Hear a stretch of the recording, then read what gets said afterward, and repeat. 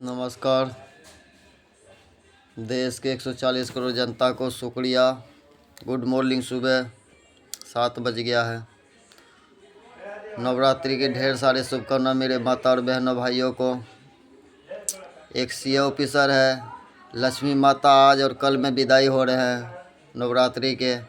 इस माता जी से ये करो, सीए को और सीए के बीवी को और उनको दोनों बच्चे को, चारों को लक्ष्मी माता उनको कैंसर बीमारी दे के जाना। एक असलम के नाम पर देश के टैक्स लूटे हैं। असलम का मजदूरी नहीं दिया 9 साल। और शुक्रिया। फ्रांस 7 करोड़ का देश है, आज मिसाइल बना के फाइटर जेट बेच रहा है। हमारे देश 140,000 करोड़ जनता का है। हमारे देश में आज भगवान ढूंढा जा रहा है। मेरे भाई, मैं गर्व से कहता हूँ हिंदुस्तान के 140 करोड़ जनता को, जब हम न जन्म भी नहीं लिए, आप इस धरती पर आए भी नहीं, श्री राम जी और प्रभु जी, भगवान जी आज नहीं आए, सदियों वर्षों से है। भाई, आज हमारे आपको बच्चों को सिर्फ धर्मों के नाम पे बांट दिया गया है। एक हो जाओ मेरे भाई, जागरूक हो जाओ। जैसे हम पहले जीते थे भाई भाई में, बाप बेटे में, ऐसे जियो।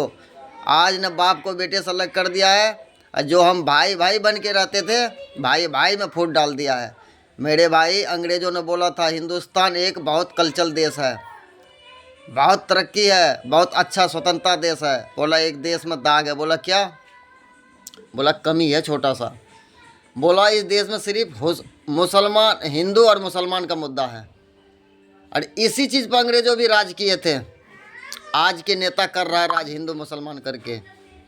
और शिक्षा से छोटे जातों को वंचित रखा गया था। आज भी शिक्षा एजुकेशन का बात नहीं कर रहा मेरे भाई, जो कि तुम्हारे बच्चों को कलम का ताकत होना चाहिए। अगर कलम का ताकत है तो कोई मैं के लाल पैदा नहीं लिया इस धरती पर तुम्हें झुका सकता है।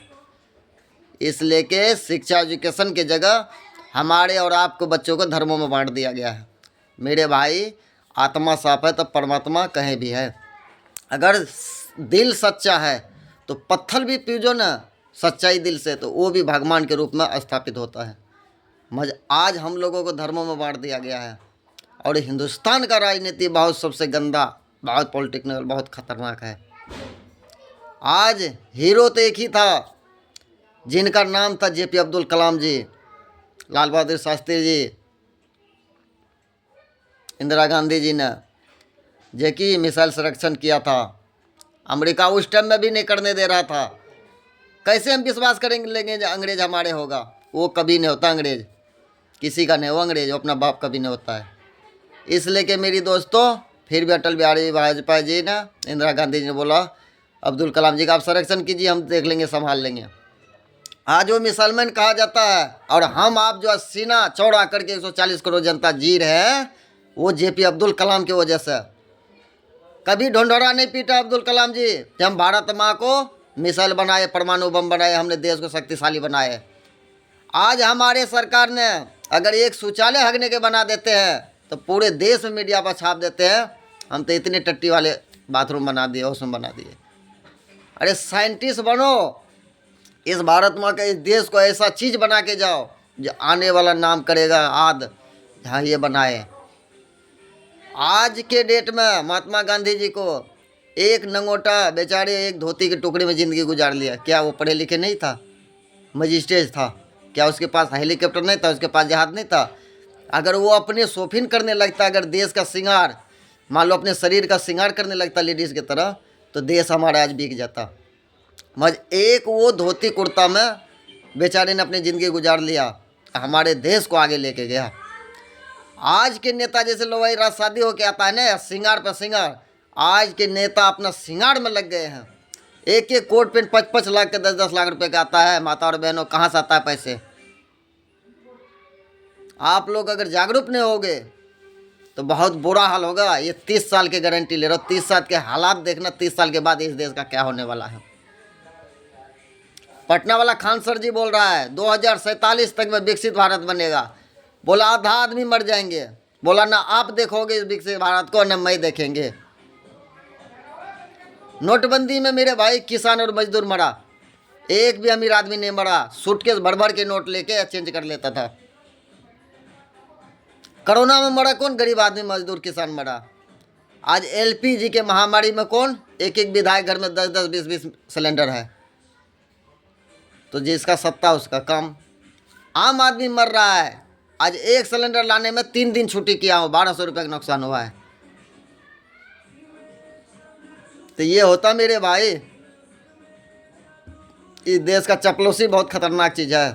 कहता है ना, सच्चाई का कभी हार नहीं होता है, हमेशा जीत होता है। इस देश में अगर कोई वाजिब बात बोलो ना तो इंसान को कड़वा लगता है।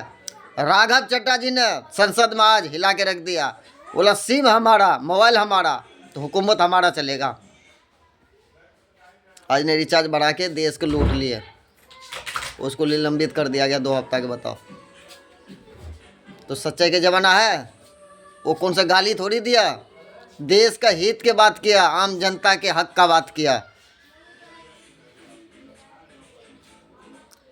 आधे से ज़्यादा नेता पर बलात्कारी केस है, दुष्कर्म केस है। और राघव चड्ढा सही बताया, अगर कोई भी राजनीति में, पॉलिटिकल पार्टी में आओ तो इंटरव्यू होना चाहिए, फिजिकल होना चाहिए। जो फिजिकल फाड़ेगा वही नेता बनेगा। ये नहीं जो अंगूठा छाप को दे दो देश चलाने के लिए, जिसको ये पता नहीं जो हल कहाँ से बांधेंगे और बैल किधर से चलेगा खेत में, वो देश क्या चलाएगा। मैं एक सिया के पास था, पति पत्नी 7 फेरा लेता है मेरे भाई, 7 बच्चों निभाने के लिए।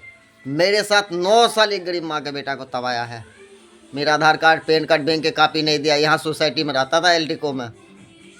मेरा क्या बिगड़ गया? मज भगवान देखो, लक्ष्मी माता ने सबको खाने पर मजबूर कर दिया, सारे के नौकरी छीन गया, सारे के घर में विनाश आ गया है। एक गरीब का बेटा का आंसू है।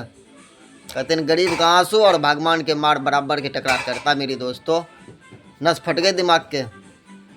2 बच्चा है, कभी सुहागन नहीं बनेंगे, कभी औलाद नहीं होंगे, और होएंगे तो मैं गर्व से लक्ष्मी माता से ये दुआ मांग रहा हूँ जो लंगड़ा लोला पैदा हो पूरे खानदान में। 50 करोड़ की प्रॉपर्टी 6 साल में बनाया, तो अपने बाप के घर से रुपये लाया है। इस भारत माँ को लूटे हैं और विदेश की कंपनी को लूटे हैं। एक से एक चोर है इंडिया में। बाहर देश के तरक्की में चले गया है, वहाँ सोना भी रखे रहेगा, 1 रुपये भी गिरेगा तो वहीं रहेगा। यहाँ साला 10 रुपये भी गिरता तो उठा के जेब में ले लेता है इंसान। यहाँ नियत के खोट है इंसान का। शुक्रिया देश की जनता, जागरूक होना जरूरी है। वो कहावत मैंने गधा के दिया था साफ पानी पीने के लिए, तो गधा को घेंक के पीने का आदत था।